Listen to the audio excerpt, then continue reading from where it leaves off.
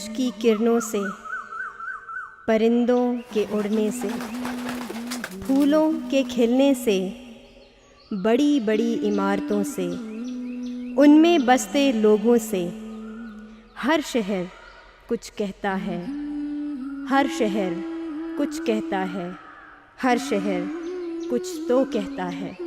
Greenery नहीं, desert, lotus नहीं, cactus, सर्द हवाएं नहीं, गर्म फिजाएं। जब जहन में रेगिस्तान आता है तो ज़ुबां पर राजस्थान आता है। अस्सलामु अलैकुम and hello everyone who is watching this documentary. रेगिस्तान और राजस्थान का गहरा ताल्लुक़ है। जी हाँ, आज हम बात कर रहे हैं राजस्थान के कैपिटल सिटी जयपुर की।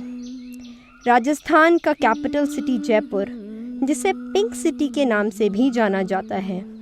Jaipur is one of the well-designed cities in India and also the first.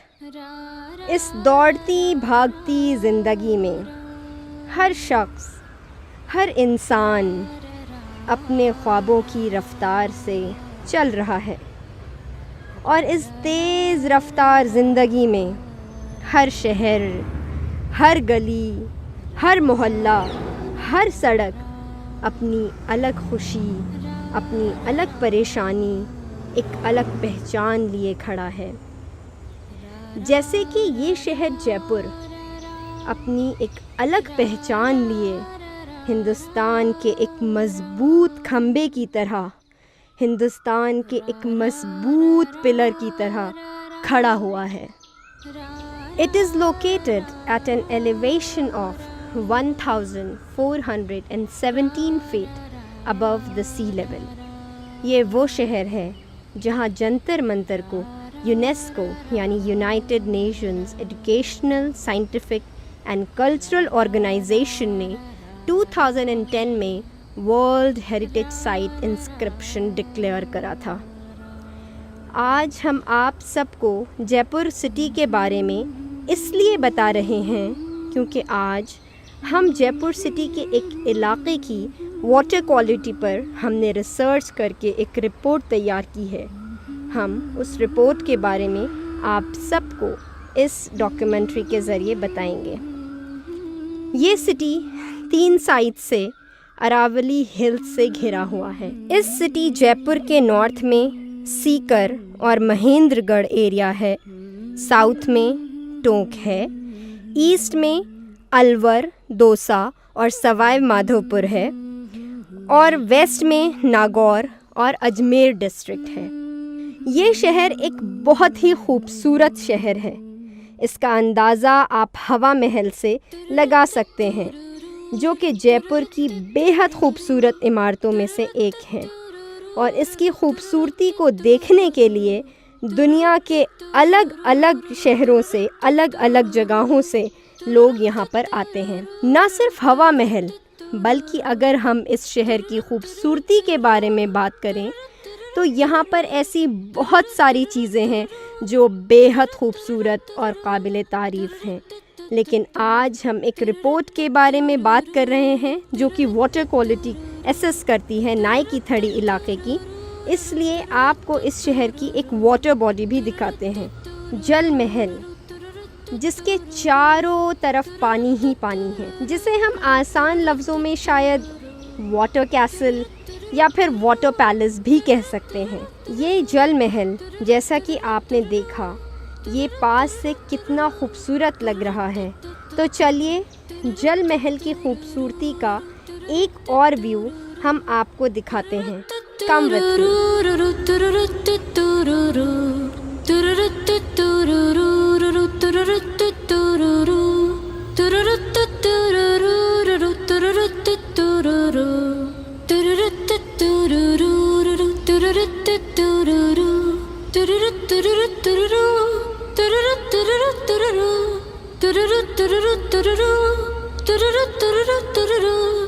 Just have a look. जल महल कितना खूबसूरत लग रहा है। आप हमारे पीछे देख सकते हैं द ब्यूटी ऑफ जल महल।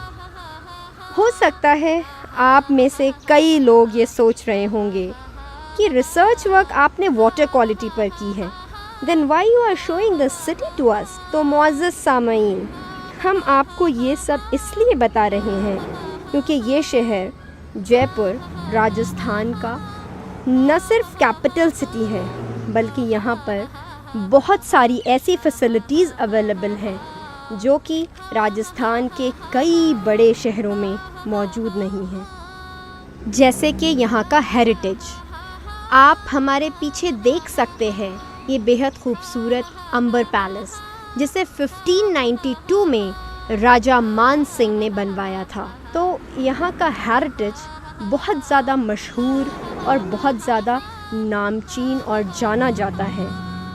तो चलिए आज हम आपको लेकर चलते हैं नाई की थड़ी में, जो हवा महल से लगभग 8 से 10 किलोमीटर की दूरी पर है।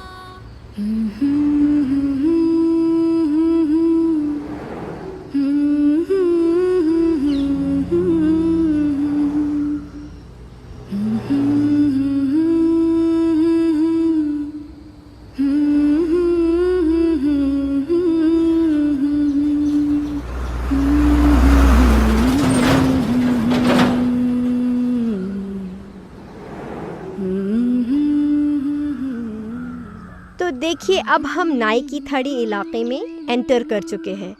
अभी थोड़ी देर पहले आपने देखी साफ़ शफाफ रोड्स, अब थोड़ा थोड़ा मिट्टी, पानी, गड्ढे और टूटे टूटे मकान। ये है नाई की थड़ी का इलाका।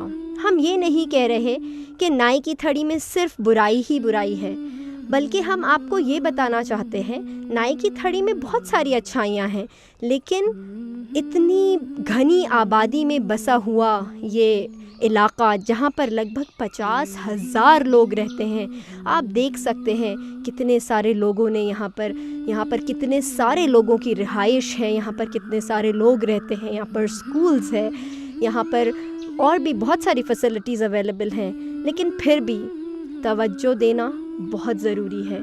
यहाँ पर बहुत सारी ऐसी चीज़ें हैं जो कि एक्सेप्टेबल लिमिट जो होनी चाहिए उससे बहुत एक्सीड कर रही हैं। जैसे कि हम पानी की क्वालिटी की बात करें तो इतना ज़्यादा कंटामिनेटेड वाटर है जिसको पीने से यहाँ पर बसे हुए तकरीबन 50,000 लोगों की ज़िंदगी में बहुत सारी बीमारियाँ आ सकती हैं। तो इन सब चीज़ों पर भी हमें गौर करना चाहिए और इन सब चीज़ों को भी हमें तवज्जो देना चाहिए, इन सब चीज़ों पर भी। तो चलिए अब हम आपको उस रिपोर्ट के बारे में बताते हैं जो कि हमने इस इलाके में के लिए प्रेजेंट करी है। तो चलिए अब हम आपको वो रिपोर्ट दिखाते हैं जो कि हमने नाई की थड़ी इलाके के वाटर क्वालिटी के ऊपर बनाई है। अस्सलामु अलैकुम एंड हेलो एवरीवन। अभी तक हमने हमारे चैनल के लिए जो भी वीडियोस बनाई हैं वो या तो मोटिवेशनल वीडियो होती हैं, या कोई थैंकिंग नोट या विशेस होते हैं, या फिर कोई सेकेंडरी डेटा को हम प्रेजेंट करते हैं। लेकिन ऐसा पहली बार हम कर रहे हैं कि हमने प्राइमरी डेटा को कलेक्ट करके एक रिपोर्ट बनाई है, एक रिसर्च करी है, उसको हम प्रेजेंट कर रहे हैं इस वीडियो के ज़रिए। ये वीडियो बहुत अहम है। हो सकता है ये वीडियो और वीडियोस की तरह बहुत ज़्यादा इंटरेस्टिंग ना हो सकता है ये वीडियो में, क्योंकि हम थोड़े टेक्निकल टर्म्स यूज़ करेंगे, तो हो सकता है ये आपको बहुत ज़्यादा इंटरेस्टिंग या हैपनिंग वीडियो ना लगे। लेकिन हमारी ये रिक्वेस्ट है कि आप इस वीडियो को एंड तक देखें ताकि आपको पता चले कि जयपुर, जो कि राजस्थान स्टेट का कैपिटल सिटी है, यहाँ पर हवा महल से तकरीबन 8-10 किलोमीटर की दूरी पर एक इलाका है जिसको नाई की थड़ी कहते हैं। उसमें पानी की क्या प्रॉब्लम वहाँ के लोग फेस कर रहे हैं, हमने ये मुद्दा इस वीडियो में उठाया है। Please watch this video till the end. आज जिस इलाके की हम बात कर रहे हैं उस इलाके का नाम है नाई की थड़ी, और ये इलाका जयपुर में हवा महल से लगभग 9 से 10 किलोमीटर की दूरी पर आबाद है। इस इलाके में तकरीबन 50,000 लोग रहते हैं। आज इस इलाके की वाटर क्वालिटी के बारे में हम आपसे बात करेंगे। अगर हम बात करें पानी की, तो पानी एक बहुत कीमती और बेहद ज़रूरी नेचुरल रिसोर्स है हमारे प्लैनेट की। और क्या आपको पता है, WHO के हिसाब से, वर्ल्ड हेल्थ ऑर्गेनाइजेशन के हिसाब से 80% बीमारियां हमारी बॉडी के अंदर पानी की वजह से होती हैं। यानी जो पानी हम पीते हैं वो या तो इन्फेक्टेड होता है या फिर कंटैमिनेटेड होता है। अगर ऐसा पानी हम पीते हैं और इस्तेमाल करते हैं तो उसकी वजह से हमारे बॉडी में 80% जो भी बीमारियां होंगी वो पानी की वजह से होंगी। वर्ल्ड हेल्थ ऑर्गेनाइजेशन ऐसा कहता है। जो पानी हम पी रहे हैं वो पानी कैसा है, उसका क्वालिटी कैसा है, ये जानने के लिए मिस्टर हॉर्टन, जो कि एक साइंटिस्ट थे, उन्होंने पहली बार एक मेजरिंग स्केल डेवलप करा जिसे हम वाटर क्वालिटी इंडेक्स कहते हैं, WQI कहते हैं। इसके ज़रिए उन्होंने ये बताया कि हम ये मालूम कर सकते हैं, हम ये पता लगा सकते हैं वाटर क्वालिटी इंडेक्स के ज़रिए कि क्या जो पानी हम पी रहे हैं वो पीने के लायक है या नहीं है। नाइकी थाड़ी के 4 इलाकों के सैंपल्स हमने कलेक्ट करे। Number 1 Bashiran colony 60 feet road Naiki Thadi. Number 2 Baig साहब की कॉलोनी सैयद नगर नाइकी थाड़ी। नंबर 3 ताहिरा मस्जिद नाइकी थाड़ी। एंड नंबर 4 श्री वीर हनुमान मंदिर हनुमान बगीचे नाइकी थाड़ी। इन 4 अलग अलग इलाकों की रिपोर्ट्स, सैंपल्स कलेक्ट करके हमने नेशनल टेस्ट हाउस, जो कि गवर्नमेंट की, सेंट्रल गवर्नमेंट की एक लेबोरेटरी है, वहाँ पर भेजी ताकि हमें यहाँ की वाटर क्वालिटी के बारे में पता चल सके। सबसे पहले अगर हम बशीरन कॉलोनी के बारे में बात करें तो यहाँ पर जो नेशनल टेस्ट रिपोर्ट थी, टेस्ट हाउस रिपोर्ट थी, उसके हिसाब से उन्होंने 14 पैरामीटर्स पर पानी की क्वालिटी को इवैल्यूएट करा था। उन 14 पैरामीटर्स में से 7 पैरामीटर्स ऐसे थे जिनकी एक्सेप्टेबल लिमिट से ज़्यादा एक्सीड कर रही थी जिनकी क्वांटिटी।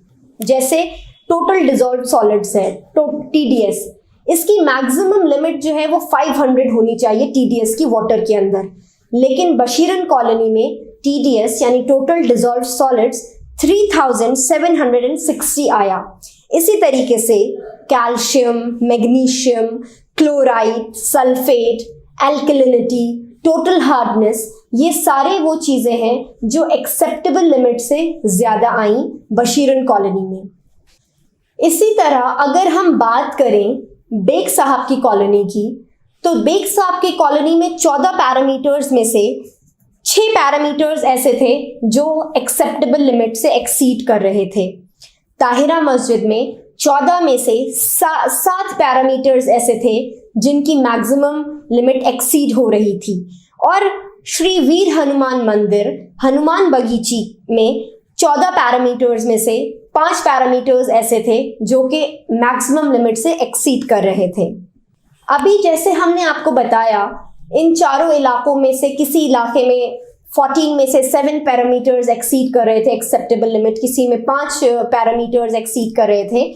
अगर हम इस रिपोर्ट को देखें तो इन 14 पैरामीटर्स में से 4 पैरामीटर ऐसे हैं जो कि सारी पूरी रिपोर्ट के चारों इलाकों के एक्सेप्टेबल लिमिट में आए, जैसे कलर, ओडोर, टर्बिडिटी और pH लेवल। ये 4 पैरामीटर्स ऐसे हैं जो कि एक्सेप्टेबल रेंज के अंदर आए। अब हम बात करेंगे उन पैरामीटर्स की, उन 7 पैरामीटर्स की जो कि एक्सेप्टेबल लिमिट एक्सीड कर रहे थे। सबसे पहले हम स्टार्ट करते हैं पॉइंट नंबर 1 से, वो है total dissolve solids. Total dissolve solids, जिसे TDS कहते हैं, वो ऐसे सॉलिड्स होते हैं पानी में जो फिल्टर के जरिए पानी से गुजर सकते हैं।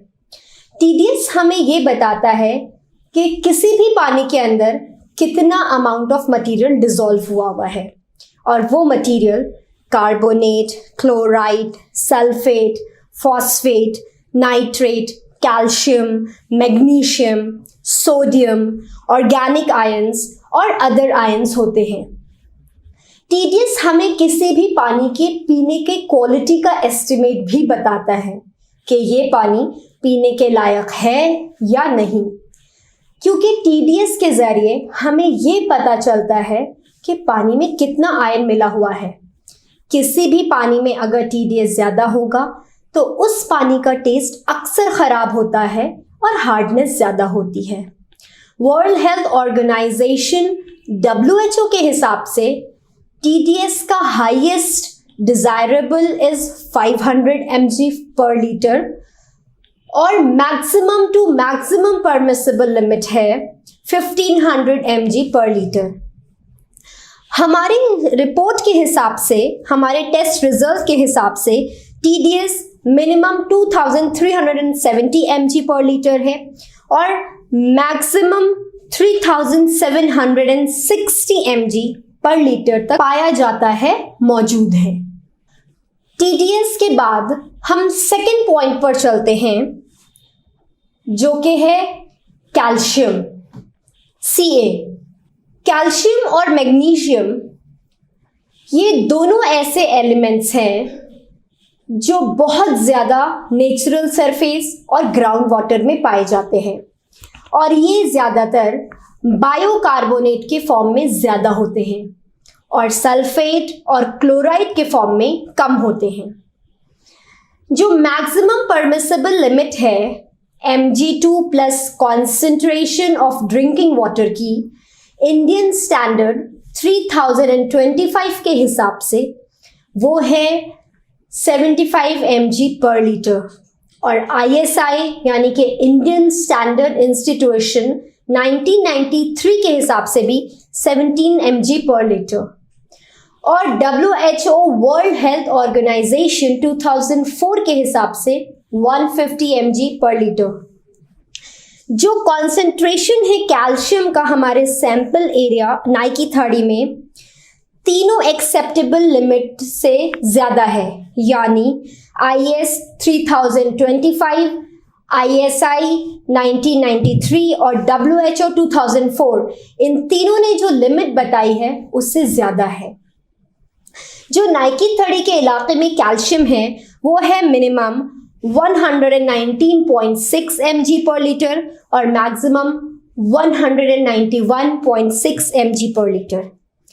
और अगर किसी भी पानी में कैल्शियम की क्वांटिटी ज़्यादा होती है तो उसको ज़्यादा लंबे वक्त तक इस्तेमाल करने से किडनी की परेशानियां हो सकती हैं और किडनी के अलावा और भी बहुत सारी परेशानियां हो सकती हैं अगर हम ऐसे वाटर का इस्तेमाल लंबे वक्त तक करें जिसमें कैल्शियम की क्वांटिटी ज़्यादा हो। पॉइंट नंबर 3 है magnesium.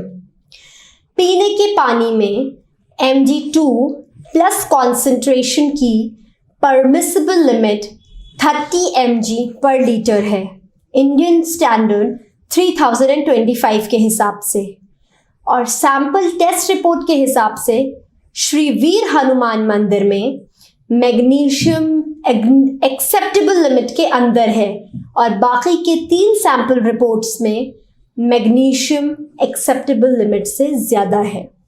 Point number 4 is chloride. Ground water में क्लोराइड कई वजह से आ जाता है, जैसे सॉल्ट वाटर मिलने की वजह से, घरेलू या फिर इंडस्ट्रियल वेस्ट पानी में मिलने की वजह से या म्युनिसिपल वेस्ट के मिल जाने की वजह से। इसके अलावा weathering, leaching of sedimentary rocks and soils etcetera are the reasons for chloride inclusion in water.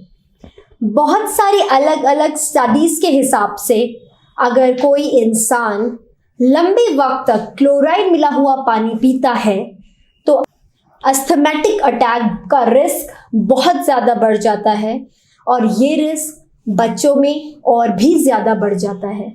Next point is sulphate. Sulphate is one of the major anion occurring in natural water। Indian standard institution के 1993 के हिसाब से sulphate पानी के अंदर ज़्यादा से ज़्यादा 150 mg पर लीटर होना चाहिए। अब अगर सल्फेट पीने के पानी में मैक्सिमम एक्सेप्टेबल लिमिट से ज़्यादा होता है और अगर वो पानी हम लंबे वक्त तक पीते हैं तो उससे इंटेस्टाइनल डिस्कम्फर्ट, डायरिया, डिहाइड्रेशन जैसी कई बीमारियां हो सकती हैं। Point number 6 is total alkalinity. Alkalinity पानी की बफरिंग की कैपेसिटी बताता है। Measuring alkalinity is important in determining a stream ability to neutralize acidic pollution from rainfall or wastewater. अगर हम हमारी टेस्ट रिपोर्ट देखें तो टोटल एल्कलिनिटी चारों सैंपल्स में एक्सेप्टेबल लिमिट से ज़्यादा है। इनफैक्ट अगर हम इन चारों जगह का मीन स्कोर निकालें तो 3 टाइम्स हायर है एक्सेप्टेबल रेंज से total alkalinity. Point number 7 and the last point is total hardness. अगर हम आसान अल्फाजों में कहें, पानी में हार्डनेस उसे कहते हैं कि पानी में कितना कैल्शियम और मैग्नीशियम मिला हुआ है। हार्डनेस डिसॉल्व मटेरियल्स में ज़्यादा होती है। अगर हम बेग साहब की कॉलोनी का रिजल्ट देखें तो हार्डनेस 1000 mg पर लीटर है, जो बहुत ज़्यादा चौंकाने वाला फिगर है। आपकी स्क्रीन पर एक टेबल है जो कि हमने नाइकी थड़ी के 4 अलग अलग इलाकों का जो सैंपल लिया था उनका मेन स्कोर निकाला है। इसके हिसाब से जो 7 पैरामीटर्स हैं जिनमें एक्सेप्टेबल रेंज से ज़्यादा वैल्यू है वो है नंबर 4 पर टोटल डिसॉल्व सॉलिड्स, जो कि 6 टाइम्स हायर है एक्सेप्टेबल रेंज से, 6 गुना ज़्यादा है। इसी तरीके से पॉइंट नंबर 6 जो कि कैल्शियम है, ये 2 टाइम्स हायर है एक्सेप्टेबल रेंज से। पॉइंट नंबर 7 मैग्नीशियम, ये भी 2 गुना ज़्यादा है, 2 टाइम्स हायर है एक्सेप्टेबल रेंज से। और आप अगर क्लोराइड देखें तो क्लोराइड जो है 7 गुना ज़्यादा है एक्सेप्टेबल लिमिट से। सल्फेट भी एक्सेप्टेबल लिमिट से ज़्यादा है। इसके साथ साथ टोटल एल्कलिनिटी भी 3 टाइम्स हायर है, टोटल हार्डनेस भी 3 टाइम्स हायर है एक्सेप्टेबल लिमिट से। इस डायग्राम के हिसाब से जो कि हमारे टेस्ट रिजल्ट्स आए हैं, इसके हिसाब से अगर हम देखें तो जो वाटर की क्वालिटी है नाइकी थड़ी के एरिया में वो बहुत ज़्यादा ख़राब है, वो बहुत ही ज़्यादा ख़राब है। इसलिए जब हम ये सैंपल्स कलेक्ट कर रहे थे उस वक्त भी हमने लोगों से बात करी, और जब हमारी ये रिपोर्ट्स आ गई नेशनल टेस्ट हाउस से और जब हमने देखा कि वाटर की क्वालिटी इतनी ज़्यादा ख़राब है तो हमने वहाँ के कुछ लोगों से बातचीत करी और ये जानने की कोशिश करी कि उनको क्या क्या परेशानियां आती हैं पानी की क्वालिटी ख़राब होने की वजह से, और उनको क्या क्या परेशानियों का सामना करना पड़ता है, वो कितने साल से इस इलाके में रह रहे हैं। ये सब बात हमने उन लोगों से करी उस इलाके के अलग अलग जगह पर जाकर।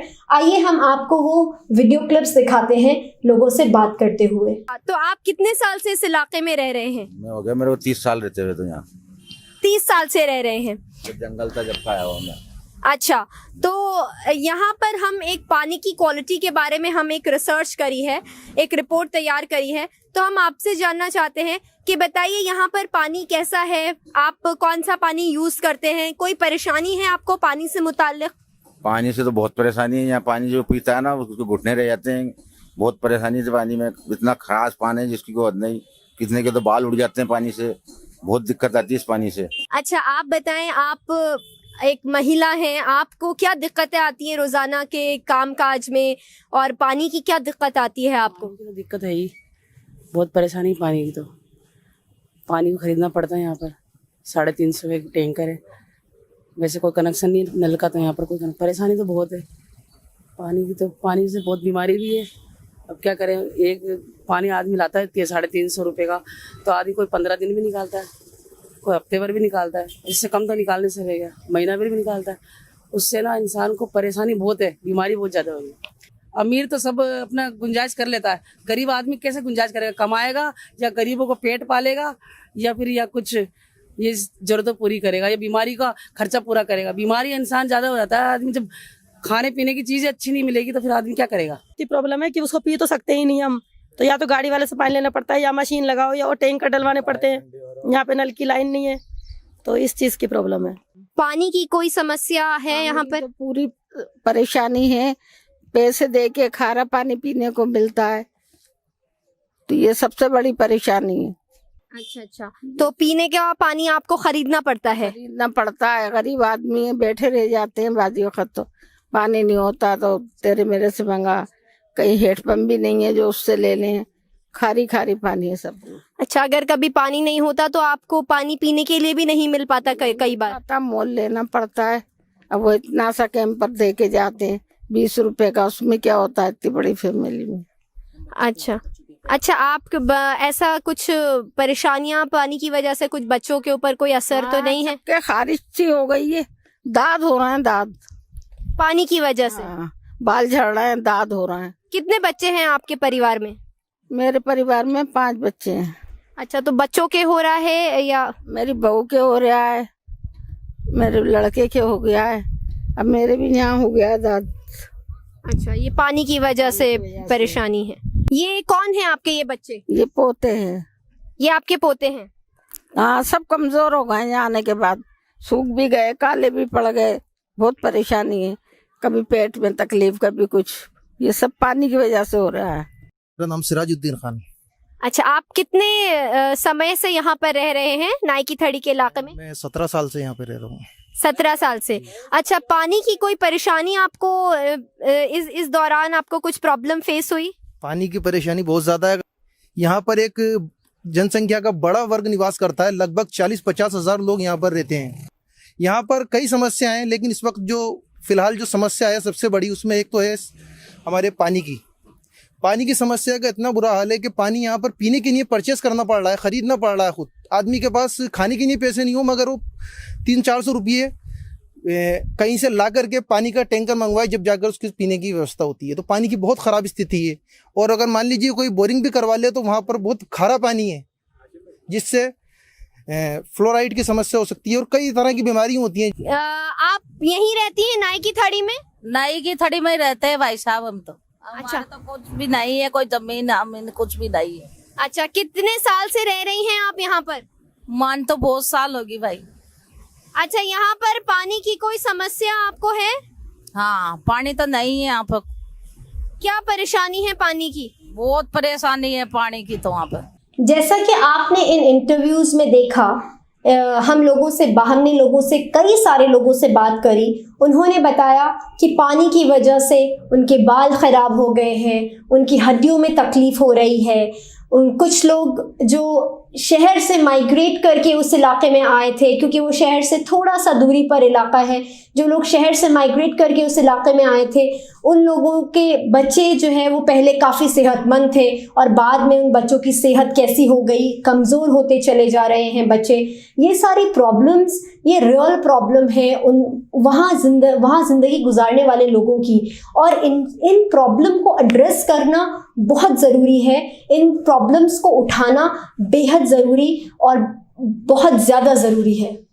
चलिए, अब हम आपको एक और टेबल के ज़रिए, जो कि आपकी स्क्रीन्स पर है, उसके ज़रिए हम आपको बताते हैं कि कैसे हम इन प्रॉब्लम्स को, जो कि नाई की थड़ी के एरिया में पानी में हैं, उनको कैसे हटा सकते हैं या कम कर सकते हैं। सबसे पहले हम TDS की बात करते हैं, total dissolve solids. Total dissolve solids जो हैं, अगर इनका कॉन्सेंट्रेशन बहुत ज़्यादा हो या बहुत कम हो तो उसकी वजह से एक्वेटिक लाइफ भी लिमिटेड हो जाती है और उनकी डेथ भी हो सकती है। इसको हम कैसे रिमूव कर सकते हैं? तो हम सजेशंस में हम ये कह सकते हैं कि हम इसको कैसे कम करें TDS को। Hardness minerals can be reduced in water for the whole house to make it softer by using inorganic carbonaceous or organic base exchanges. Point number 2, जैसा कि हमने आपको पहले भी बताया कि अगर कैल्शियम पानी में ज़्यादा होता है तो उसमें किडनी में प्रॉब्लम्स हो सकती हैं, और इसको हम कैसे रिड्यूस कर सकते हैं, वो है point of use reverse osmosis and distilling devices. This will be the suggestion to remove calcium from the water.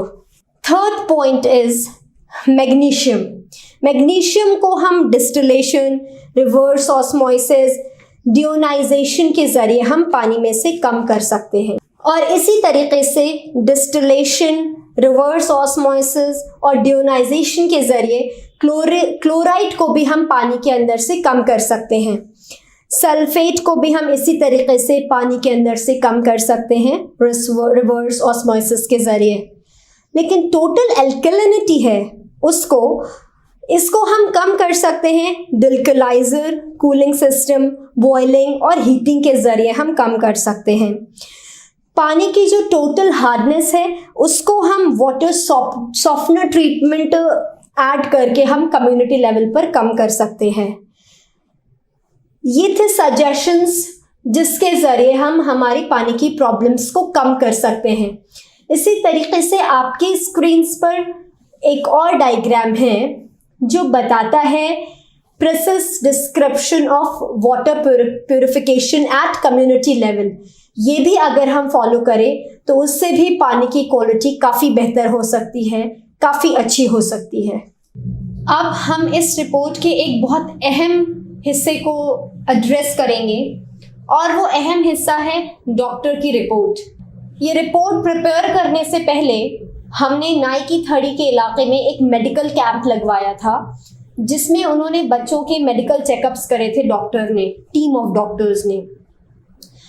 जब उस मेडिकल कैंप की रिपोर्ट आई तो वो मेडिकल कैंप की रिपोर्ट आपके स्क्रीन्स पर भी है।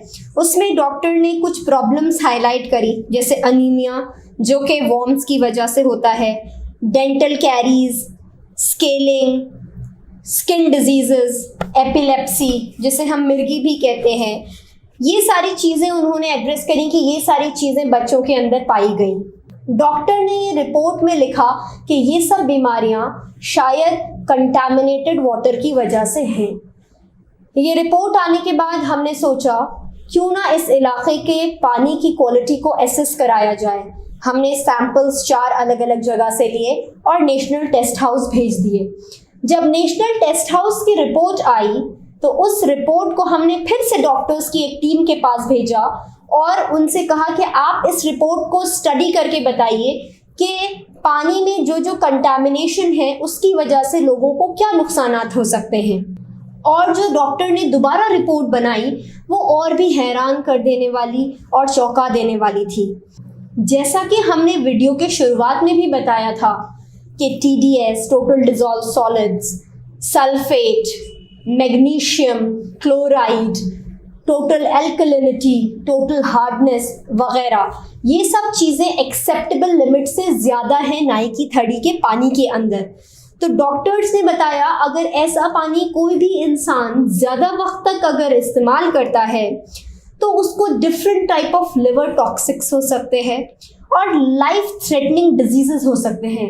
ज़िंदगी को थ्रेटन करने वाले डिजीजेस हो सकते हैं जैसे कि कैंसर। ये बहुत ही हैरान कर देने वाली बात है कि डॉक्टर्स की टीम ने ये कहा कि अगर ये पानी कोई इंसान, कोई शख्स ज़्यादा वक्त तक इस्तेमाल करेगा तो उसको कैंसर जैसी लाइफ थ्रेटनिंग डिजीज़ हो सकती है। उसके अलावा bone and joint deformities, bone and joint deformities में क्या होता है कि आपकी हड्डियाँ मिसशेपन हो जाती हैं और मैलफॉर्म्ड हो जाती हैं। हड्डियाँ मिसशेपन यानी आपकी हड्डियाँ टेढ़ी हो जाती हैं, हड्डियों में तकलीफ होना शुरू हो जाती है। बहुत सारे स्किन डिजीजेस भी हो सकते हैं, जैसा कि हमने अभी दिखाया था आपको थोड़ी देर पहले इसी वीडियो में कि एक खातून है, उनके हाथ में उन्होंने बताया कि उनके हाथ में और बॉडी के अलग अलग पार्ट्स में सफ़ेद सफ़ेद धब्बे हो गए हैं, खुजली होती है उनको बहुत ज़्यादा। और ना सिर्फ उनको बल्कि उनके फैमिली में, उनके परिवार में रहने वाले और भी बहुत सारे लोगों को ये तकलीफ़ हो रही है। तो बहुत सारे स्किन डिजीज़ेस भी हो सकते हैं कंटामिनेटेड वाटर पीने की वजह से। प्रेजेंस ऑफ अमीबा, ई कोली ये एक ऐसा बैक्टीरिया है जो कि नॉर्मली इंसानों में या फिर एनिमल्स के इंटेस्टाइन में होता है। सिस्ट, वॉर्म्स, अनीमिया, एपिलेप्सी जिसे हम मिर्गी भी कहते हैं। एपिलेप्सी ये एक सेंट्रल नर्वस सिस्टम डिसऑर्डर होता है जिसकी वजह से इंसान अपनी कॉन्शियसनेस खो देता है। टाइफॉइड फीवर एक ऐसा फीवर होता है जो कि इंटेस्टाइनल इन्फ्लेमेशन की वजह से होता है। इसके अलावा जॉन्डिस जिसे हम पीलिया भी कहते हैं, जिसमें हमारा बॉडी और हमारी आँखों का जो वाइट एरिया है वो येलो हो जाता है, पीला हो जाता है। ये भी कंटामिनेटेड वाटर पीने की वजह से हो सकता है। इसके अलावा मैलन्यूट्रिशन उसे कहते हैं जब हमारी बॉडी को प्रॉपर न्यूट्रिशन नहीं मिलते, उसकी वजह से जो हमारी बॉडी में इम्बैलेंस होता है, उसकी वजह से जो हमारी बॉडी में प्रॉब्लम्स आती हैं, परेशानियां आती हैं, उसे मैलन्यूट्रिशन कहते हैं। तो जब हम साफ सुथरा पानी नहीं पिएंगे, जो पानी के अंदर मिनरल्स है वो हमारे अंदर नहीं जाएंगे, तो उसकी वजह से मैलन्यूट्रिशन भी हो सकता है, जिसकी वजह से हमारी बॉडी में बहुत सारी अलग अलग बीमारियां भी पैदा हो सकती हैं। ब्लू बेबी सिंड्रोम जो है एक्सेस ऑफ नाइट्रेट की वजह से होता है। जो बच्चा पैदा होता है उसकी स्किन ब्लूइश कलर की होती है, नीले नीले से रंग की होती है। और इसकी वजह एक ये भी होती है कि जो बच्चे का हीमोग्लोबिन है उसके अंदर ऑक्सीजन की कमी होती है। तो अक्सर बच्चे आपने देखा होगा कि नीले नीले से होते हैं जब वो पैदा होते हैं, तो उसे ब्लू बेबी सिंड्रोम कहते हैं। ये भी कंटामिनेटेड वाटर पीने की वजह से ब्लू बेबी सिंड्रोम के होने के भी चांसेस हैं। तो जैसा कि हमने आपको दिखाया आपकी स्क्रीन्स पर भी कि डॉक्टर्स ने इतनी हैरान कर देने वाली बीमारियां बताई हैं जो कि कंटामिनेटेड वाटर को लंबे वक्त तक इस्तेमाल करने से हो सकती हैं, जैसे कि cancer, bone diseases, jaundice, blue baby syndrome वगैरह। ये जो डॉक्टर की रिपोर्ट है ये बेहद चौंका देने वाली है, और ये ऐसी रिपोर्ट है, और जो रिपोर्ट हमने भी बनाई है वो भी ऐसे रिपोर्ट है जिसके ऊपर बहस होनी चाहिए, जिसके ऊपर लोगों को बोलना चाहिए कि हमारे आसपास के इलाकों में ऐसा पानी भी नहीं है जिसको पीना तो दूर की बात है, जिसको लोग नहाने में या डोमेस्टिक यूज़ में भी इस्तेमाल कर सके। ये बहुत फिक्र का मौजू है, और ये हम सबको ये हमारी एक सोशल रिस्पॉन्सिबिलिटी है कि हम हमारे आसपास रहने वाले लोगों की परेशानियों को एड्रेस करें, उन परेशानियों को उठाएं, ताकि जो चीज़ हमें बहुत आसानी से मिल रही है उनको भी उसका हिस्सा ज़रूर मिलना चाहिए। पानी एक बेसिक नेसेसिटी है जो कि हर इंसान को मिलनी चाहिए। कोई भी इंसान अच्छा पानी पीने के लिए मोहताज ना हो, किसी के ऊपर डिपेंडेंट ना हो। जैसा कि आपने देखा कि नाई की थड़ी में रहने वाले लोग कितना परेशान हैं, कितनी ज़्यादा परेशानी और दिक्कतों का सामना करना पड़ रहा है उनको उस चीज़ के लिए जो कि उनकी बेसिक नेसेसिटी है, पानी। ये इंसानियत के नाते, एक इंसान होने के नाते हम सब का फ़र्ज़ है कि हम ऐसे मुद्दों को उठाएं, जिस भी तरीक़े से उठा सकते हैं हम ऐसे मुद्दों को उठाएं जिससे कि हमारे आसपास में रहने वाले लोगों की ज़िंदगी बेहतर हो सके। हो सकता है हम पूरी दुनिया को नहीं बदल सकते हैं, बहुत सारे लोग ऐसे होते हैं जो पूरी दुनिया को नहीं बदल सकते, लेकिन हमारे आसपास रहने वाले लोगों की ज़िंदगी, हमारे छोटी छोटी सी मेहनत और छोटे छोटे से कदम उनको एक नई ज़िंदगी, उनको एक नई रोशनी और उनको एक नए सूरज की किरणों की उम्मीद ज़रूर दिला सकता है। न सिर्फ उम्मीद बल्कि उनके लिए एक नया सूरज ज़रूर पैदा कर सकता है। तो at the end I would like to say that कि आप हमें कमेंट सेक्शन में कमेंट करके बताएं कि क्या कोई आपके आसपास ऐसी प्रॉब्लम है जिसके ऊपर हम रिसर्च कर सकते हैं, उसको डेटा कलेक्ट कर सकते हैं, जिस प्रॉब्लम को हम एड्रेस कर सकते हैं। तो आप प्लीज़ हमको बताइए ताकि हम कोशिश करें कि ये दुनिया हमारे आसपास रहने वाले लोगों की ज़िंदगी बेहतर हो सके। Thank you. गुरुर् ब्रह्मा गुरुर् विष्णु गुरुर् देवो महेश्वरा गुरुर् साक्षात परम ब्रह्म तस्मै श्री गुरुवे नमः। तो सबसे पहले गुरु को प्रणाम। नमस्कार, मैं दिव्या चौधरी आपके साथ, और आज हम बात करेंगे ऐसी शख्सियत से जिन्हें आप बखूबी जानते हैं। जी हाँ, डॉक्टर समरा सुल्ताना जी। इन्होंने अभी अपनी PhD कंप्लीट की है, और महिला उत्थान हो या फिर बच्चों की शिक्षा जैसे कार्य या फिर सामाजिक सरोकार से जुड़े कार्य, इन्होंने सभी को बखूबी उठाया है और सरकार के सामने लाने का प्रयास कर रही है और उम्मीद है कि सरकार इस पर ज़रूर ध्यान देगी।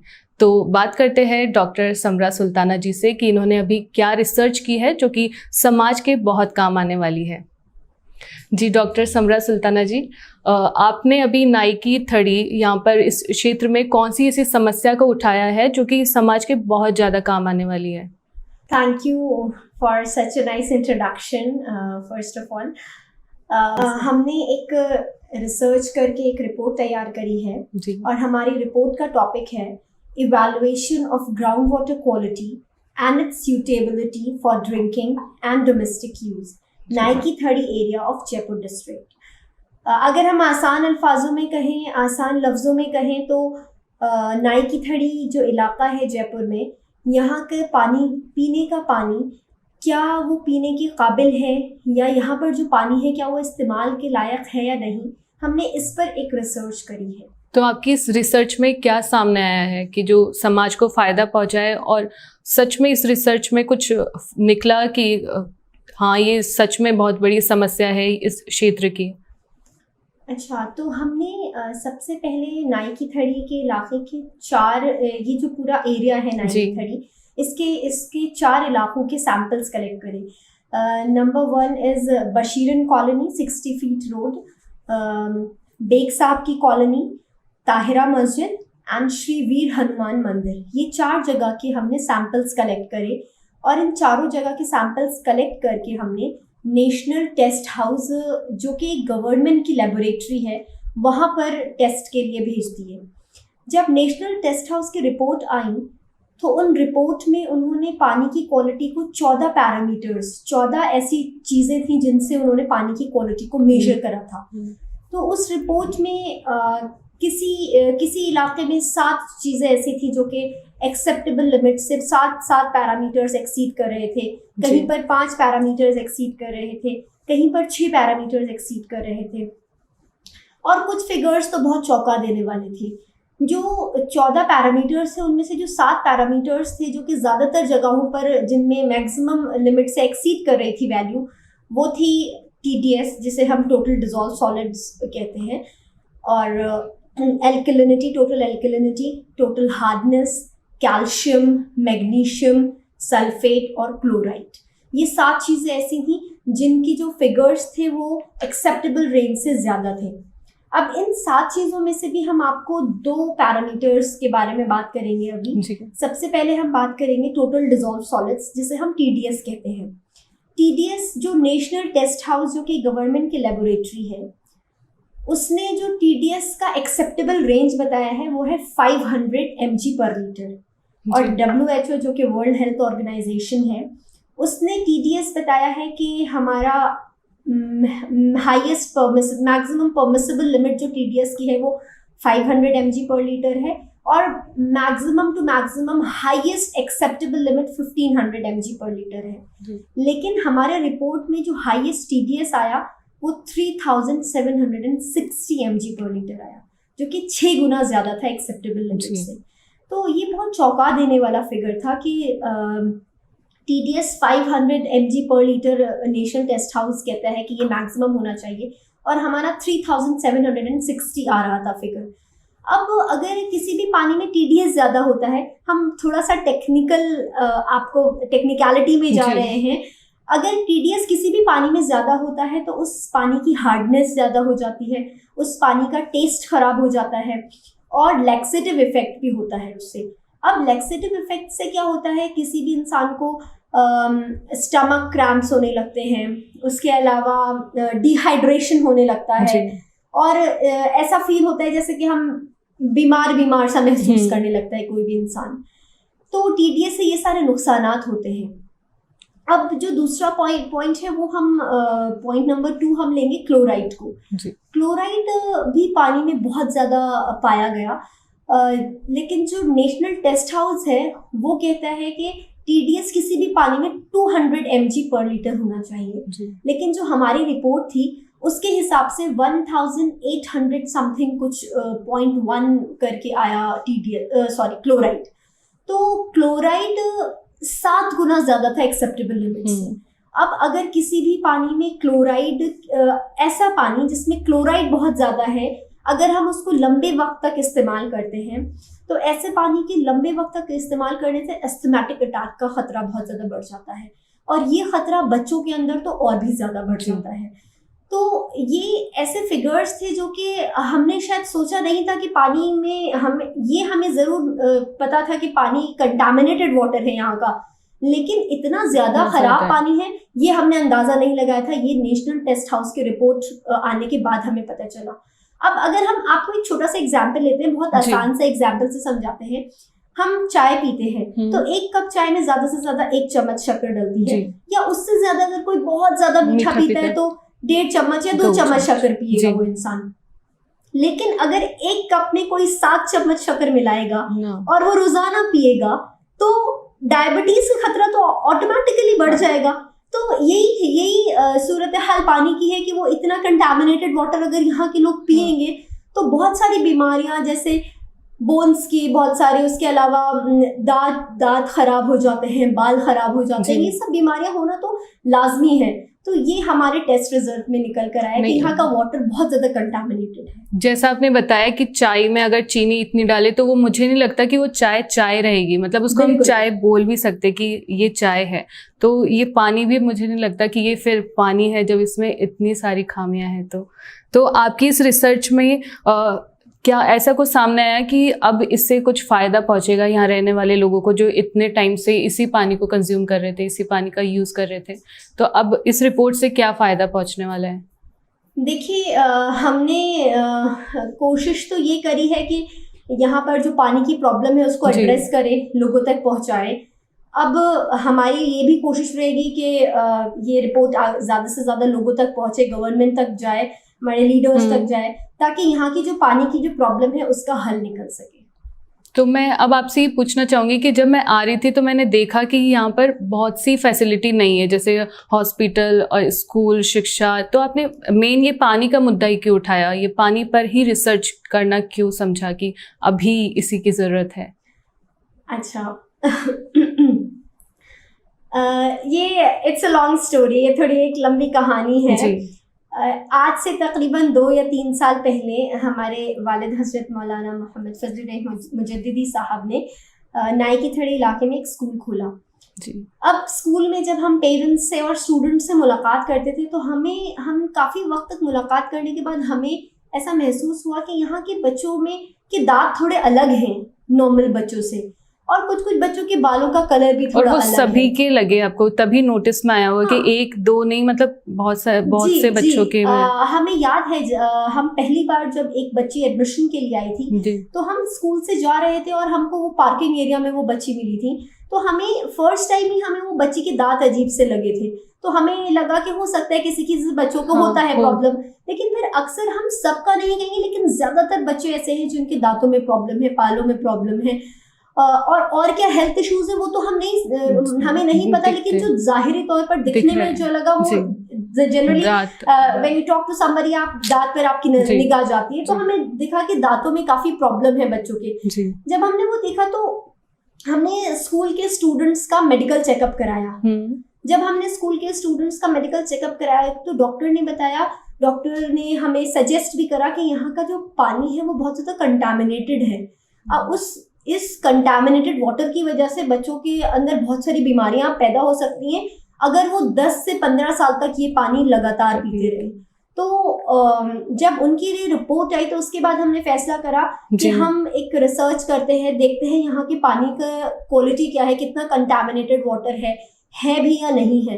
तो इसलिए हमने ये हमारे जहन में आया कि ये पानी के ऊपर हम काम करते हैं, क्योंकि पानी हमारी एक बेसिक नेसेसिटी होती है, एक ज़रूरत होती है इंसान की। दिन में न जाने कितनी बार हम पानी पी लेते हैं और उसके बिना शायद नहीं, उसके बिना रहना बिल्कुल मुमकिन नहीं है किसी भी। और यहाँ का पानी जैसा है ही नहीं कि पानी तो कह ही नहीं सकते इसको।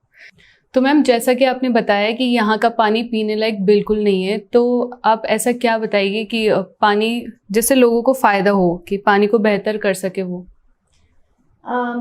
ऐसे बहुत सारे अलग अलग तरीके होते हैं, जैसे कि हम रिवर्स ऑस्मोसिस होता है, आरओ होता है, आरओ टेक्नोलॉजी के ज़रिए हम पानी में से मेजॉरिटी ऑफ कंटेमिनेशन जो है वो बाहर निकाल देते हैं और उससे पानी को बेहतर बना देते हैं।